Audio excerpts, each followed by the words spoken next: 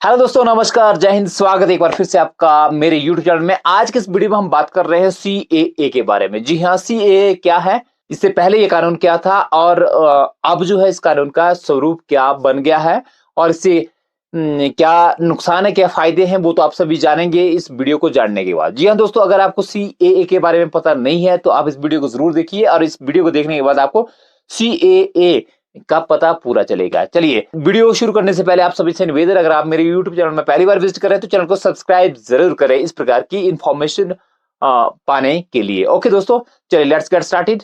सबसे पहले हम बात करते हैं सीएए। सीएए का मतलब है सिटीजन अमेंडमेंट एक्ट। जैसा कि आप सभी जानते हैं कि भारत सरकार ने 2019 में सीएबी लाया था। सीएबी का मतलब है citizen amendment bill. CAB bill के रूप में आया तो इसे कानूनी रूप जब मान्यता मिली 2019 में, तो इसका स्वरूप जो बदल के है सीएए हो गया। ओके दोस्तों, क्योंकि जब तक बिल होता है तब तक उसके साथ बी लगता है, जब कानून बन जाता है, एक्ट बन जाता है, तो फिर ए हो जाता है। क्यों? क्योंकि आप बिल होता है जब जो संसद में लाया जाता है, जब संसद द्वारा पास किया जाता है दोनों सदनों से राष्ट्रपति के सिग्नेचर के बाद, तो उसके बाद वो बिल बन जाता है। ठीक है, उसके बारे में आपने अगर देखना है तो मेरा और वीडियो है, उसे आप देख सकते हैं।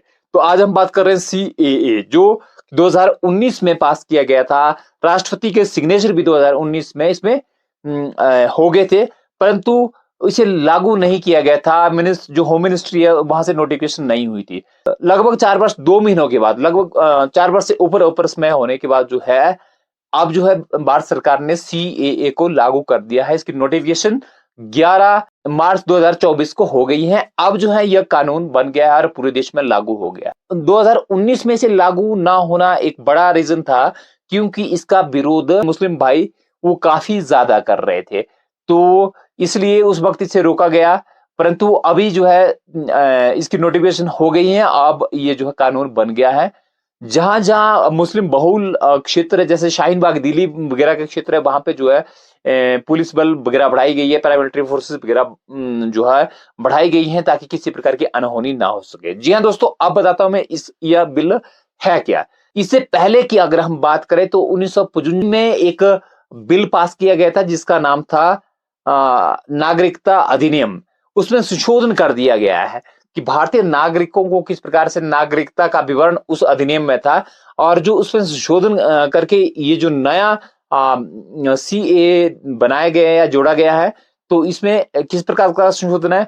देखिए दोस्तों, सबसे पहली बात इसमें यह की गई है कि भारत में जितने भी शरणार्थी अफगानिस्तान से, बांग्लादेश से और हमारे साथ वहां पे पाकिस्तान के 3 देशों के जितने भी शरणार्थी हैं, हिंदू, मुस्लिम, ईसाई, जैन, पादरी, केवल मुस्लिम को छोड़ के जो है, उनके लिए जो है भारत सरकार अब नागरिकता देने जा रही है। वर्तमान अगर परिदृश्य की बात करें, लगभग 32,000 के आसपास शरणार्थी इन देशों से हैं, 3 देशों से है, पाकिस्तान, बांग्लादेश और अफगानिस्तान से इस वक्त भारत में है, और उन्हें जो है नागरिकता भारत की मिल रही है इस कानून के अंतर्गत।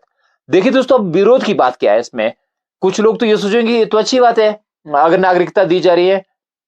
कुछ सोचेंगे ये गलत बात है। आपका अपना पर्सपेक्टिव हो सकता है, परंतु वास्तव में बात ये है कि झगड़ा जो इसका विरोध हो रहा था, उसके पीछे यही कारण था कि इसमें जो हमारी मुस्लिम कम्युनिटी थी उसको जो है इग्नोर किया गया है, और उसी की वजह से जो है इसका विरोध हुआ था। जो मुस्लिम कम्युनिटी है या उनके पक्षधर है, उनका कहना ये है दोस्तों कि अगर कानून बनाना है, शरणार्थियों को अगर नागरिकता देनी है, तो वो केवल मुसलमानों को से क्यों हटाया गया है। दूसरी बात अगर बात करें हम कि आखिर नागरिकता हम उनको क्यों दे। देखिए, इसके पीछे कारण क्या है। भारत सरकार शरणार्थियों को नागरिकता प्रदान क्यों कर रही है। ये माना जा रहा है कि ये जो अल्पसंख्यक है, जो 3 देशों में, जैसा कि मैंने बताया, पाकिस्तान, अफगानिस्तान और बांग्लादेश में अल्पसंख्यक है, मतलब जो लोग कम है, उन्हें जो है उन देशों में मोहम्मडन के मुस्लिम जो कंट्रीज है, वहां पे उनको प्रताड़ित किया जा रहा है, उनको तंग किया जा रहा है, उनके अधिकारों को छीनने का प्रयास किया जा रहा है। इसलिए वो लोग वहां से प्रताड़ित होकर जो है हिंदुस्तान की शरण में आए।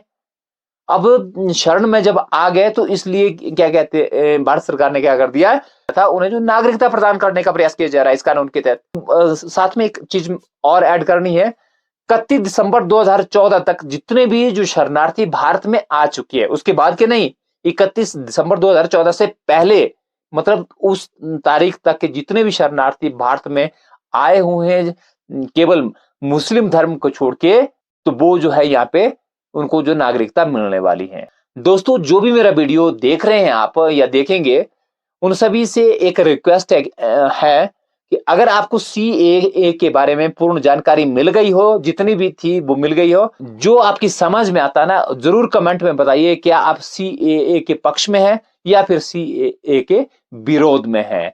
जी हाँ दोस्तों, आज की वीडियो इतनी ही थी। दीजिए इजाजत। नमस्कार। जय